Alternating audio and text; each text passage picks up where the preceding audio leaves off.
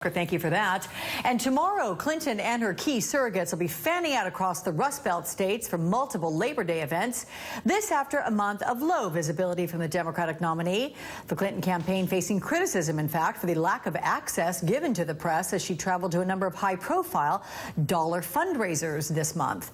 Back with me are Victoria Francesco, Adolfo Franco, and Luciana Lopez. Luciana, I'll begin with you here.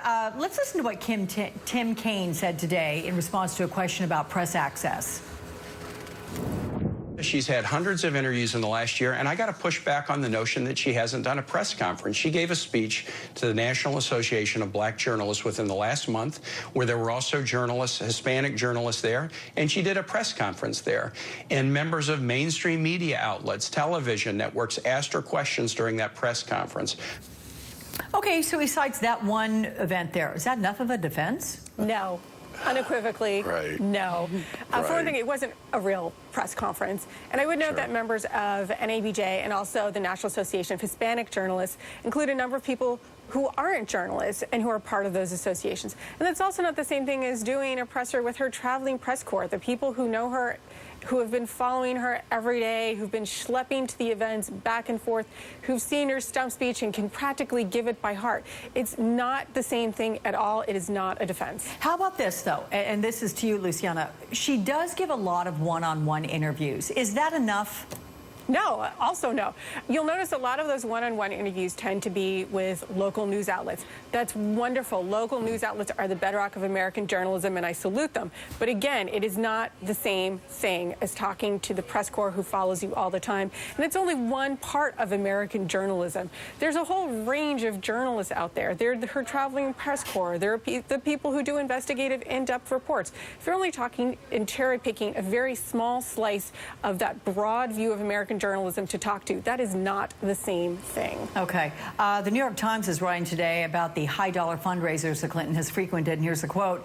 When she has had a give and take this summer about issues, Mrs. Clinton, who has promised to reshuffle the deck in favor of the middle class and portrayed Mr. Trump as an out-of-touch billionaire, has almost exclusively been fielding the concerns of the wealthiest Americans.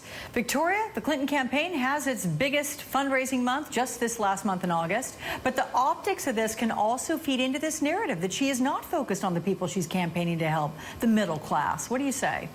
That is a very valid concern, and Alex's perception is reality. So if you're talking about the middle class on your stump speech, but in your private meetings, you're giving access to high-dollar donors, that's a problem. The question is, what is she going to do going forward?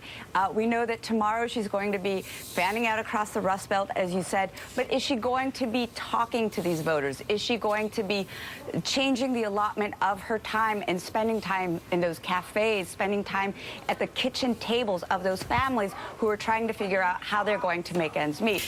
The other thing I think that we're going to see from the Clinton campaign is they're going to argue, hey, this is a very rough and tumble war that we're fighting against Donald Trump, so I need to fill my coffers. I need to get all of that money so I can fight for you. So she's going to make that argument, but talk is cheap. She needs to get out there and talk to the American people whose votes she needs. Okay.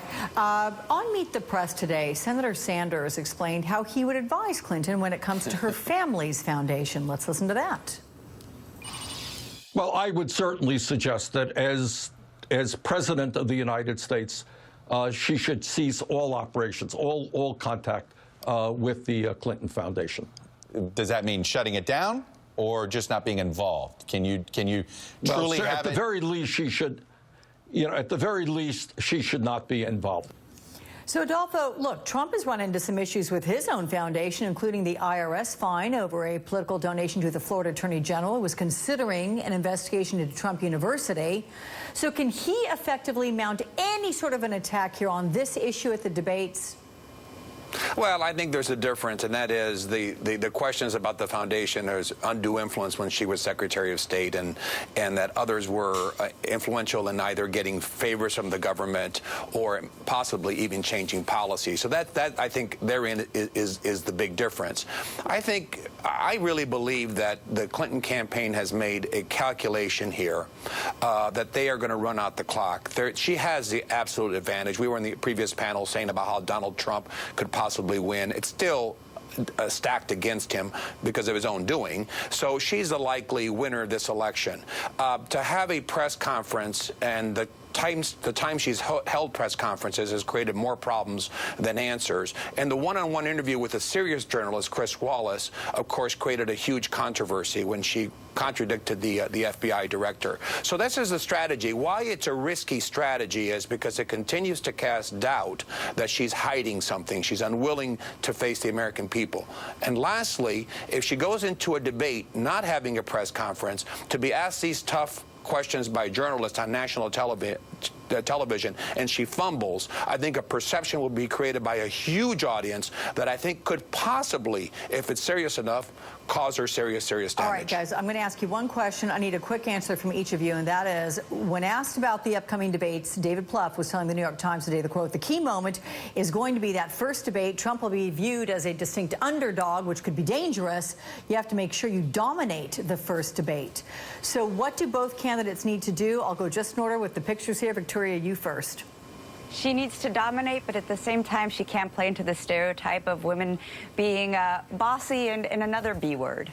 Got it. Okay. Adolfo? Oh, I think Donald Trump needs to do what he did in Mexico, have the temperament and the presence of someone who could be commander-in-chief. I think that's what he needs to do.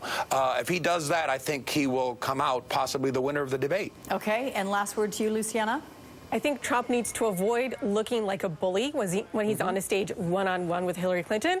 And I think she needs to keep it nice and cool, much like she did when she was testifying about Benghazi, just, maybe brush things off a little bit. Okay. Yes. Luciana Lopez, Victoria DeFrancesco, and Adolfo Thank you. Franco. Hey, guys, Thanks, thank you so Alex. much. Have a good Labor Day.